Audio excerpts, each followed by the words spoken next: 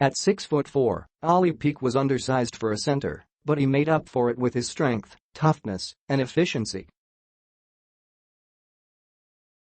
Selected third overall in the top-heavy 1998 PBA Draft, which only had 4 notable players, Danny Ildefonso, Noy Castillo, Will Antonio, and Peak, among the 23 picked. Peak started his career with Coca-Cola before moving to the Alaska Milkmen and later on to the Coca-Cola Tigers. Although he won a championship with Alaska, his most memorable stint was with TNT, where he won multiple titles as their starting center. ESPN5 talked to Peak, who is currently an assistant coach with College of St. Benilde and PBA Rush analyst, to find out who were the toughest matchups of his career. Peak on offense. On March 10, 2006, while playing for the Coca-Cola Tigers, Peak set a PBA record that hasn't been touched to this very day. In that game against his former team Alaska, the Man Mountain went 12 of 12 from the field, the highest number of attempts without a miss in league history. This meant that Peak was an efficient scorer. He did not take shots, he did not spend time practicing.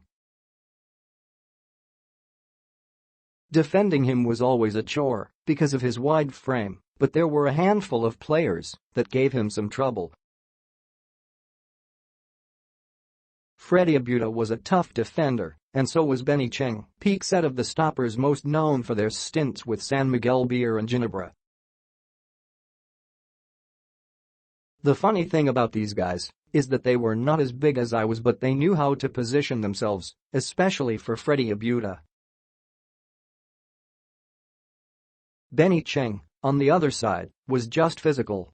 Every time I went up against him, I knew it was going to be a war.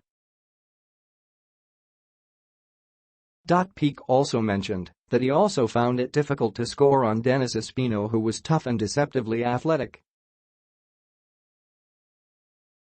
However, the toughest defensive matchup for Peak is a player that he vouched for before the 2004 PBA Draft.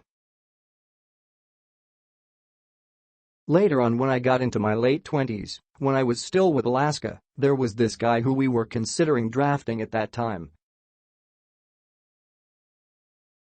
He worked out with us a couple of times, and the guy just would not back down.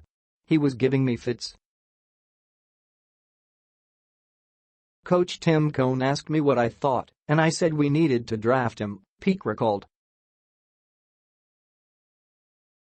I think Alaska made a great decision by picking Sonny Thoss, and it has worked out well for them as he has not played for any other team in his career. I've had a lot of battles against him. A lot of it had to do with the size. He was taller than I was, and he was also athletic. He has good fundamentals on defense, and he was disciplined. Peak on defense. While the first 2 editions of the series, Danny Sagal and Jojo Lastimosa, had Virgil Menezes as the toughest player to defend, for Peak it was his high-scoring Sunkus teammate that was the most difficult player to guard. Nelson Acetono. Enough said, the 16-year PBA veteran said. I first encountered him when I was 23 years old, and he was about 31 years old.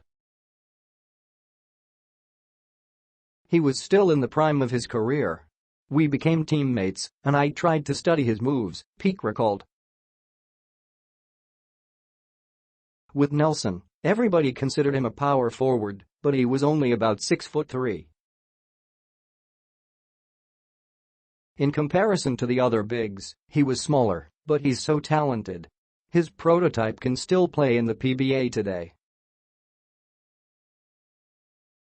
With the way basketball has evolved, I think he'd have an even better career if he played today, because he'd be impossible to guard as a stretch 4. He can put the ball on the floor. He had all these capabilities, but he was also so strong near the basket.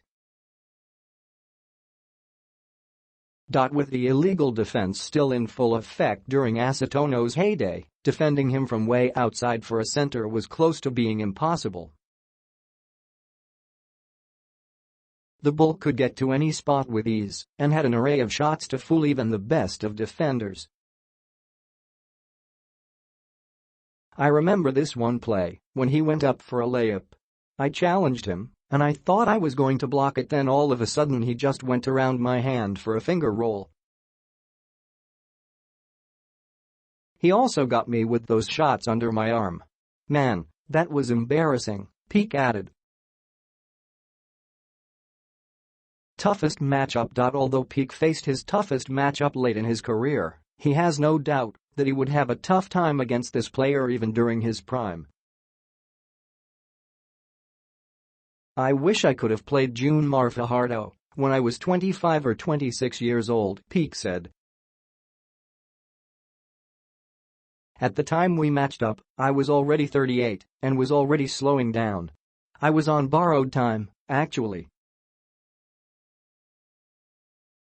But even if we faced off in my prime, it would have been a tough matchup as well as his footwork is really good.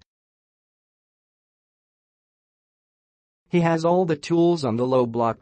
When Fajardo came into the league in 2012, there were a lot of people who were already saying that he could be one of the all-time greats, and Pete tried to put that to the test immediately.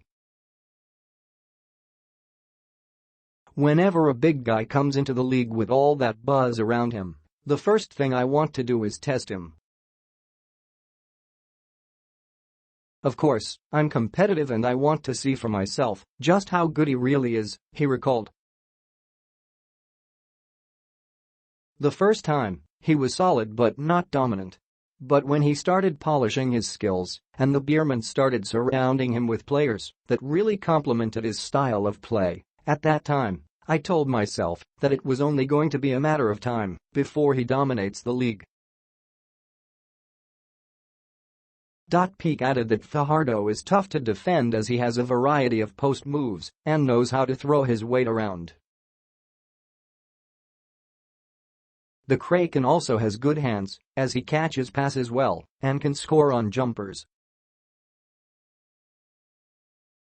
Defensively, Fajardo is also a handful according to Peak. You cannot score on him easily because he is so big and so strong, so it is impossible for you to get a good position, Peak added.